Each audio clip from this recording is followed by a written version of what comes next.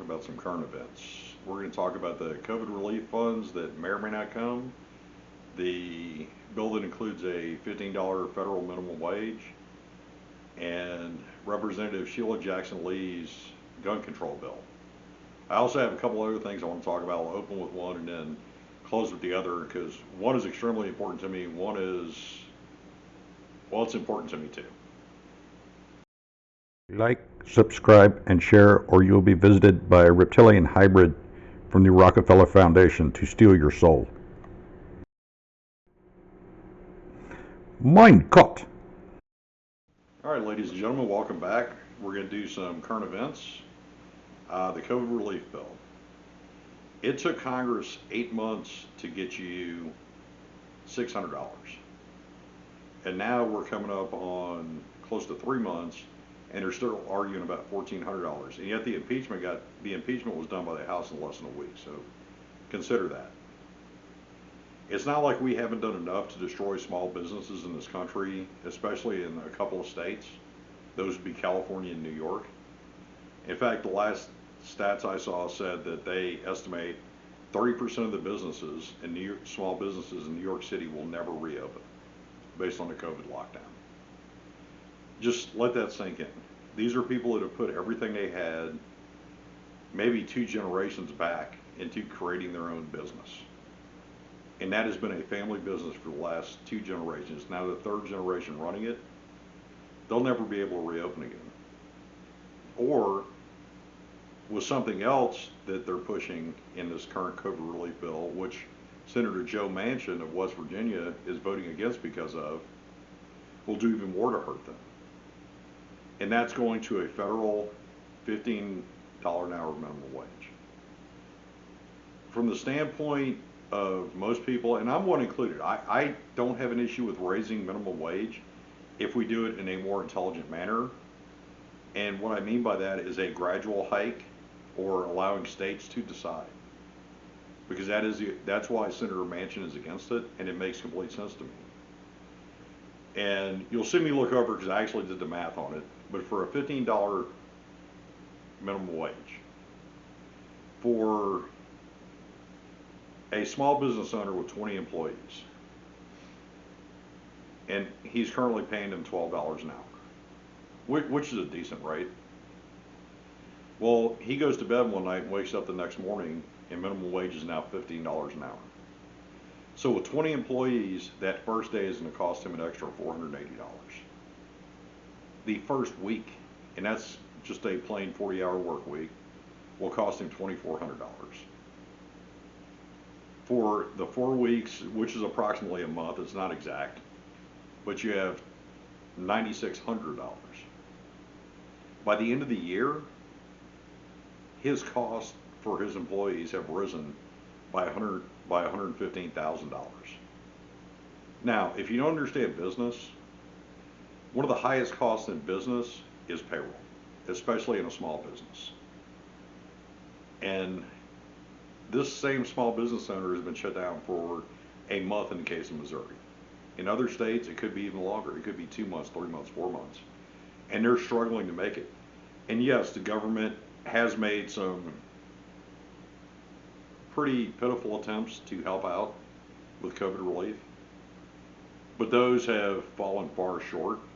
And by falling far short, what I mean is they sucked. And they're still arguing about another one. Now, I don't like deficit spending, and I'm going to do another video and try to explain how deficit spending affects inflation. And I will add into that how the raising the minimum wage feeds into inflation.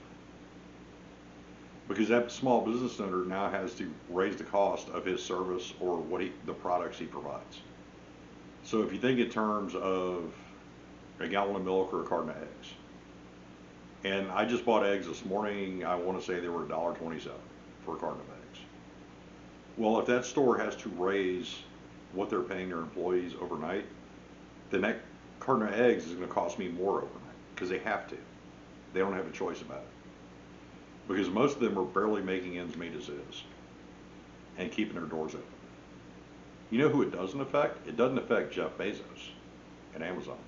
It does not affect the Walton family at Walmart. It does not affect Target. These stores can figure out the cost. And unless they're far dumber than I thought they were, they actually have plans in place so that if this happens overnight, they're prepared to deal with it. Now, that small business owner that employs 20, they don't have time to plan for this. And even if they had time to plan for it, they don't have the profit margin that allows them to do it. So basically, what you do by doing this is help destroy those small businesses.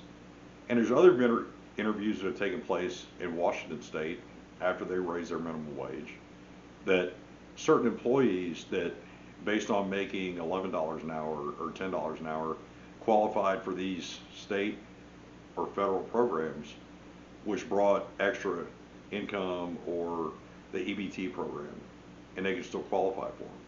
Well, overnight they're making $15 an hour. So suddenly they have made too much money to qualify for these programs, but the extra they're making does not make up for the difference.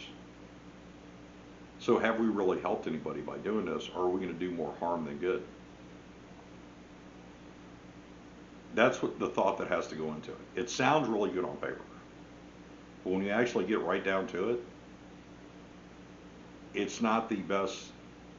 It's not the best thing to do in every single state. Or if we are going to do it, then let's do it at a gradual level.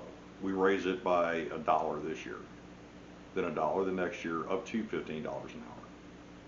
That gives businesses time to plan for it. That gives the economy time to adjust to it. The economy doesn't operate in a vacuum in any way, shape, or means. And if you've never studied economics, then you really don't have a good understanding of how these things affect other things.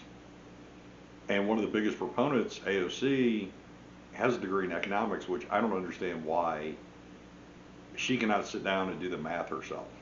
I don't even like doing math. I like economics because you look at trends and it's best guess a lot of times, or an educated guess. But the immediate effects would be to completely destroy small businesses that certain people have tried to destroy throughout the COVID lockdowns. But that's great for Walmart and Amazon and Best Buy and all these other big box stores and corporations, because they can absorb those costs. They can absorb them immediately and adjust to them. And they can gradually raise prices that you don't even notice. It's like the idea of boiling a frog. You throw a frog into a pot of boiling water, it's going to hop right out. But if you put a frog in water and slowly raise the temperature, then before the frog realizes it, it's boiled to death. So think about this when they start talking about raising minimum wage. I'm not against it. I'm not saying it's the wrong answer. I'm saying the process needs to be thought through better. And maybe the state level is where this decision truly needs to be made, not at the federal level. And the reason I say that, let's go back to our national budget, the annual budget that the House is supposed to approve every year. When was the last time they actually approved one? When was the last time they approved one that didn't grow the deficit? I know the answer. I'm just wondering if any of you do. If you do, tell me in the comments. Now, Representative Sheila Jackson Lee has put forth a gun control bill that is quite possibly outrageous. And I'm a Second Amendment supporter. I own guns. I like to shoot guns. Not a hunter, but I do like to shoot.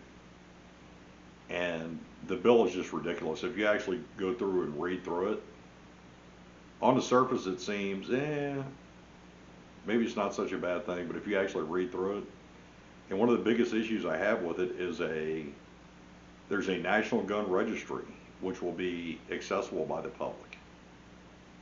So the whole doxing thing is out the window. All they have to do is go to a website and they can look up who has guns and come protest you individually or talk about you in public individually. The other side of that is when somebody's jonesing for meth or heroin, hey, he's got all these guns registered. Let's go kick that door in and find those guns and sell them. That's one of my biggest issues with the bill.